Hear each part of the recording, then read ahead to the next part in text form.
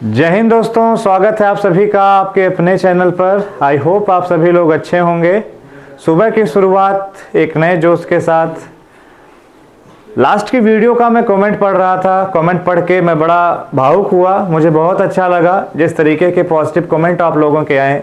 आप लोगों ने जिस तरीके से क्वेश्चंस का आंसर किया वो बहुत ही अच्छा था, शानदार था।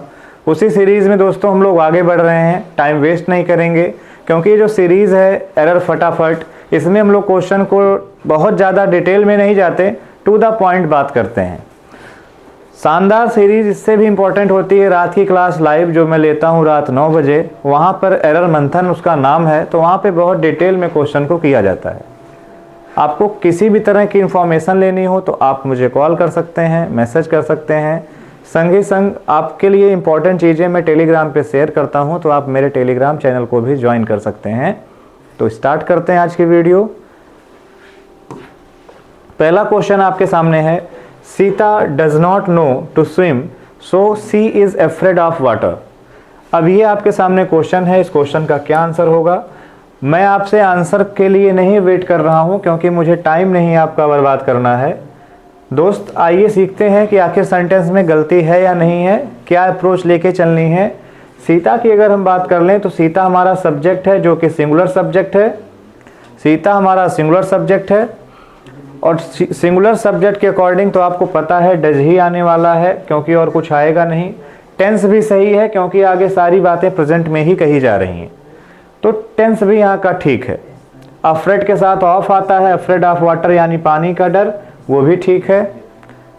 कह रहा नॉट नो, नहीं जानती है। नो एक स्टेटिव वर्ब है, आपको पता होना चाहिए कि नो एक स्टेटिव वर्ब है जिसको हम लोग कॉन्टिन्यूअस में नहीं रखते। अगर मैं आपसे कभी कहूँ आई एम नोइंग यू तो सेंटेंस हमारा गलत हो जाएगा और उसके पीछे बड़ी छोटी सी वजह होगी कि आई एम नोइंग यू क्यों गलत है। क्योंकि मैं आपको दोस्त बता दूं, नो एक स्टेटिव वर्ब है, ये सेंटेंस गलत हो जाएगा। सही होगा आई नो यू। ये सारी बातें आपको पता होनी चाहिए। अब मन में क्वेश्चन आएगा कि कौन कौन से स्टेटिव वर्ब्स होती हैं, तो उनकी लिस्ट आपके दिमाग में होनी चाहिए। सी है, हियर है, फील है, लव है, हेट है, स्मेल है, टेस्ट है, नो है, हैव है, पसेस है। ठीक है, ये इंपॉर्टेंट है, बाकी है तो बहुत सारी। अंडरस्टैंड आ गया उसी में, बिलीव आ गया उसी में, एडवाइस आ गया उसी में, बहुत सारी हैं, बट ये इंपॉर्टेंट है। तो स्टेटिव वर्ब कभी भी दी गई होती है तो याद रखा करिए कि उसको हम लोग सेंटेंस में कॉन्टिन्यूअस फॉर्म में यूज नहीं कर रहे होते हैं। कॉन्टिन्यूअस में कर दोगे गलत हो जाएगा, इंडेफिनिट बनाना पड़ेगा। और अगर उसको तुम परफेक्ट कॉन्टिन्यूअस में कर दोगे तो गलत हो जाएगा, तो परफेक्ट बनाना पड़ेगा। इतना तो हमने केवल नो से सीख लिया, लेकिन ये गलती तो है ही नहीं। फिर क्या गलती है? हालांकि मैं इसको भी डिटेल में ही आपको पढ़ा रहा हूँ, अगर आप समझने की कोशिश करें। फिर क्या गलती है? गलती यहाँ से बन रही है कि जब कभी भी सेंटेंस में नो को लिखा जाता है, कभी सेंटेंस में टीच को लिखा जाता है, कभी सेंटेंस में लर्न को लिखा जाता है, तो इनके साथ डायरेक्ट इन्फिनेटिव नहीं आता। उसके पीछे भी वजह है। अगर मैं आपसे कहूँ आई नो यू तो इसका मतलब मैं आपके बारे में जानता हूँ। क्या जानोगे आप मेरे बारे में? आप मेरा रूप, रंग, व्यवहार, स्वभाव यही सब जानोगे। लेकिन किसी एक्शन के बारे में आप क्या ही जानोगे? आप ये जानोगे वो एक्शन कैसे किया जाता है, उसका मैनर जानोगे। So I know to swim नहीं होगा, I know how to swim, वो मैनर आप जानोगे। तो नो है, टीच है, लर्न है, ठीक है। इन सभी के साथ डायरेक्ट इन्फिनेटिव नहीं आता, बीच में कोई WH फैमिली का वर्ड आता है। जैसे हाउ लिख सकते हो आप वेयर लिख सकते हो, आप व्हेन लिख सकते हो, ठीक है। आप इस तरीके के वर्ड लिख सकते हो। लेकिन ध्यान रखिएगा कभी भी वाई के साथ इन्फिनेटिव नहीं आता। अब देखो क्वेश्चन एक है, लेकिन एक क्वेश्चन से मैंने 5-6 चीज़ें आपकी कवर कर दी। वाई के साथ कभी भी टू V1 नहीं आता, वो गलत होता है। जैसे मैंने आपसे कहा वाई टू वेस्ट टाइम, तो गलत हो जाएगा, हमें लिखना पड़ेगा why waste time.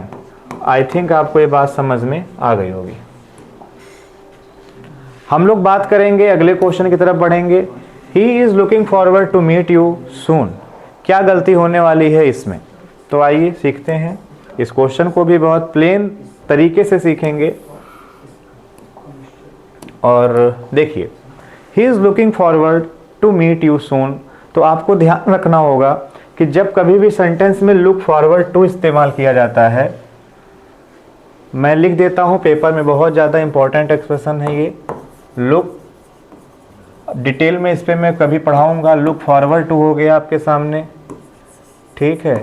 Get used to हो गया आपके सामने। Be accustomed to, be habituated to,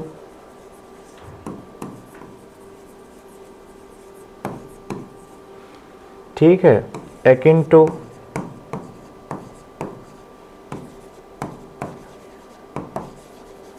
similar to, objection to, prone to, key to, ये जो लिखे गए एक्सप्रेशन हैं। अच्छा, अगर मैं आपसे कभी कहूँ कि I am fond of teaching, मैं पढ़ाने का शौकीन हूँ, तो आपको यहाँ से क्या सीखने को मिला? आपको ये सीखने को मिला कि ऑफ प्रीपोजिशन है और प्रीपोजिशन के साथ हमेशा जीरंड आता है, यानी वर्ब की आईएनजी फॉर्म आती है। दोस्त, ये जो टू है, ये जो टू है, ये जो टू है, ये जो टू है, ये टू है, मतलब जितने एक्सप्रेशन में मैंने टू लिख रखा है, इन सारे एक्सप्रेशन में टू हमारा प्रीपोजिशन है और उसके साथ हम वर्ब की आईएनजी फॉर्म यूज करेंगे। तो लुक फॉरवर्ड टू मीट नहीं होगा, लुक फॉरवर्ड टू मीटिंग का इस्तेमाल हमें करना पड़ेगा। मुझे उम्मीद है आपको ये क्वेश्चन बहुत बेहतर समझ में आया होगा। बात करते हैं अगले क्वेश्चन की और देखते हैं आप इस छोटे से क्वेश्चन को, जो हमारे सामने क्वेश्चन है। Being a cold morning I decided not to go to the market. इस सेंटेंस में क्या गलती है? इसको हम लोग मिसमैच पार्टिसिपल कहते हैं। इसके भी कॉन्सेप्ट को मैं बताऊंगा। देखिए, मैंने प्लान आउट किया था कि मैं कॉन्सेप्ट की भी क्लास आप लोगों को दूं, लेकिन इतना बिजी शेड्यूल है कि कॉन्सेप्ट की क्लास ज़्यादा पॉसिबल नहीं हो पा रही है। इसलिए जितना वीडियो के थ्रू मैं समझा पा रहा हूँ आपको, उतना ही अभी समझना पड़ेगा, ठीक है। बाकी संडे स्पेशल कॉन्सेप्ट की क्लास हम ले लेंगे, ठीक है। देखिए, मेरी बात समझिए। जैसे मैंने लिखा seeing a lion comma I ran away, शेर को देखकर मैं भाग गया, प्रेजेंट पार्टिसिपल है ये। इसमें जानते हो सीखने वाली बात क्या थी? हालांकि सीखने वाली चीज़ें तो बहुत सी हैं। मिसमैच भी होता है, कब प्रेजेंट पार्टिसिपल यूज होता है, कब परफेक्ट पार्टिसिपल यूज होता है, कब वो एक्टिव फॉर्म में यूज होता है, कब वो पैसिव फॉर्म में यूज होता है, बहुत सारी चीज़ें हैं। लेकिन आपको ध्यान ये रखना भैया कि सी करने का काम किसने किया? शेर को देखने का काम किसने किया? मुझे आप बताएंगे। शेर को देखने का काम इस आई ने किया है। तो अगर इस देखने का काम आई ने किया है तो वो डूअर यहाँ पर प्रेजेंट है, तो इसको कहेंगे पार्टिसिपल मैच हो गया और सेंटेंस में गलती नहीं है। लेकिन यहाँ पे लिखा है बीइंग अ कोल्ड मॉर्निंग, तो आप मुझे ये बताओ, कोल्ड मॉर्निंग जो लिखी गई है, सुबह ठंडी, कोल्ड मॉर्निंग क्या रहा होगा? क्या आई कोल्ड मॉर्निंग हो गया था, या टेम्परेचर कोल्ड मॉर्निंग था, या डे था? तो यहाँ हम लोग लिखेंगे the day being cold morning, या हम लोग लिख देंगे इट बीइंग कोल्ड मॉर्निंग, तब जाके सेंटेंस हमारा सही हो जाएगा।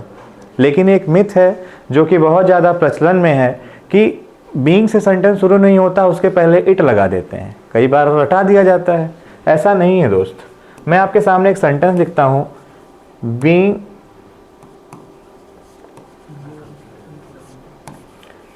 Very busy I could not go there. Being very busy I could not go there, ये सेंटेंस तो सही है। क्यों? क्योंकि कौन बिजी था? आई बिजी था, और वो डूअर यहाँ दिया है, ये मिसमैच नहीं है। लेकिन क्या आई ठंडी सुबह था? नहीं था, इसलिए यहाँ पर हमें इट लगाना पड़ा। तो इतना डिटेल में हम लोग सीख रहे हैं। दूसरी चीज़, और भी चीज़ें हैं बट नहीं यहाँ डिस्कस करेंगे, आगे बढ़ जाते हैं। लेकिन कर लेते हैं, छोड़ना ठीक नहीं है। रुकिए, समझाता हूँ। जब कभी भी टू और V1 को यानी बेस फॉर्म को लिखा जाता है तो इसको इन्फिनेटिव कहा जाता है। ध्यान रखिएगा, अगर कभी भी हमें नेवर को यूज करना है, कभी भी हमें नॉट को यूज करना है, तो इसके पहले रखेंगे, इसके बीच में नहीं रखेंगे। अगर यहां पे लिखा गया है I decided not to go, तो इसका मतलब मैंने डिसाइड किया ना जाने का। तो देखो टू गो के पहले नॉट को रखा है, इसके बीच में रख देते तो गलत हो जाता। और यहीं से एक कॉन्सेप्ट बन जाता है कि जब टू और V1 के बीच में एडवर्ब आ जाता है तो उसको स्प्लिट इन्फिनेटिव कहा जाता है। बस वही है, दिल है मानता नहीं कि अब बहुत सारी चीज़ें मुझे यहाँ से दिख रही हैं। यहाँ से ये भी समझ में आ रहा है कि दैट कब गलत होता है कब सही होता है। डिसाइडेड को नॉट क्यों नहीं किया, आ क्यों किया, कोल्ड क्यों किया, कूल क्यों नहीं किया, बीइंग क्यों किया, इट लगाया तो वाज क्यों नहीं लगाया। बहुत सारे डायमेंशन नज़र आ रहे हैं, लेकिन चूंकि सीरीज़ का नाम ही है फटाफट, तो मैं उतना ज़्यादा उस पर रुकना उचित नहीं समझूंगा। बात करेंगे हम लोग अगले क्वेश्चन की, क्वेश्चन नंबर 4 को देखेंगे और फिर से उसी पैटर्न का एक क्वेश्चन है समझने में। और मुझे पता है कि आप लोग इस सीरीज़ को एंजॉय कर रहे होंगे, और अगर आप इस सीरीज़ को एंजॉय नहीं कर रहे होंगे तो आप स्टूडेंट नहीं हो, आप कूड़ा हो, भाग जाओ। आइए, see being the best student in the class, Sita was chosen to participate in the competition. इसमें आप लोग क्या करोगे? See being the best student in the class, Sita was chosen to participate in the competition. तो मेरी बात आप समझिएगा, बीइंग जो हमारे सामने लिखा हुआ है आप प्यार से समझिएगा। Being the best student in the class, कौन best student in the class है? सीता है। तो जब सीता वहां दिया गया है तो यहां दोबारा से सी लिखने की क्या जरूरत थी, वहां सी गलत हो गया। तो जो पिछला कॉन्सेप्ट सीखे थे उसी से ये भी हमने रिलेट कर दिया। एक अगले क्वेश्चन की तरफ देखो। अब देखो फिर बहुत सारी चीज़ें दिखने लगी, थोड़ा पढ़ लो। क्या पढ़ लो? एक बात बताओ, यहाँ पे सीता वाज चूजन क्यों हो गया? हमने तो पढ़ा है वाज के साथ आईएनजी आता है, तो वाज चूजन कुछ नहीं है, वाज चूजन हमारा पैसिव है। क्यों वाज चूजन है? क्योंकि सीता ने चूज नहीं किया, सीता को चूज किया गया। तो इसका जब डूअर नहीं दिया गया है तो इसको हमने किस में बना दिया है? पैसिव में बना दिया गया है। ठीक है, एक 5 आखिरी क्वेश्चन देख लेते हैं, क्योंकि बहुत डिटेल में हम लोग चल रहे हैं तो 10 क्वेश्चन नहीं पॉसिबल हो पाएगा। 5 ही क्वेश्चन करते हैं, लेकिन हाँ एक 5 क्वेश्चन मत समझिएगा, यहाँ से 25 क्वेश्चन आप लोग सॉल्व करने की एबिलिटी लेकर के जाओगे। फटाफट नाम इसलिए है क्योंकि मैं आपसे कभी भी नहीं रुकूंगा कि आपका समय वेस्ट हो, लगातार मैं आपको पढ़ा रहा हूँ। He has no intention of to go that film because he could not bear to see his favourite actor in such a dreadful part. अब आपको मैं बताऊं, अभी मैंने कहा कि जब भी आप प्रीपोजिशन यूज करते हो तो प्रीपोजिशन के बाद जीरंड आता है, तो यहाँ पर हमें गोइंग का यूज करना पड़ेगा, टू गो का यूज नहीं करना पड़ेगा। दूसरी बात आपको ये समझनी है कि जब कभी भी हम लोग इंटेंशन को यूज करते हैं तो इंटेंशन के साथ ऑफ भी आता है और भी प्रीपोजिशंस आती हैं। और हमें समझना है यहाँ पर कि सच जब लिखा जाता है तो सच के बाद ए एंड जो भी लिखना है आता है, इसके पहले नहीं आता। तो कई सारे डायमेंशन यहाँ से भी मैंने टच किए, और भी चीज़ें हैं, लेकिन ठीक है आप यहीं तक ध्यान दें। तो आज की वीडियो में इतना ही, और ये रोज़ सुबह 10 बजे आती है। इसको आप लोग अगर समझ में आती है तो नोट किया करिए। बाकी मेरी कोई आपसे बात नहीं है कि आप उसको ये करिए, कुछ नहीं है। बस आपको अगर समझ में आता है तो अपने लिए ईमानदारी से इसको नोट कर लिया करो। ठीक है, जय हिंद, टेक केयर।